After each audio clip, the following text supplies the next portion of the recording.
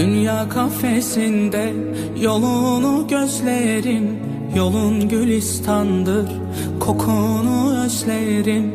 Gel ferman eyle, beratım benim. Gel ey gül yüzlüm, gel şirin sözlüm. Gel ferman eyle, beratım benim. Gel ey gül yüzlüm, gel şirin sözlüm. Ey sevgili ben de gelem sana. Kokuşmuş dünyanın yükü üzerimde, pas tutmuş kalbimle, kirli ellerimle. Mahcubum sana, muhtacım hem de. Ey sevgili ben de gelem sana. Kokuşmuş dünyanın yükü üzerimde, pas tutmuş kalbimle, kirli ellerimle. Mahcubum sana, muhtacım hem de.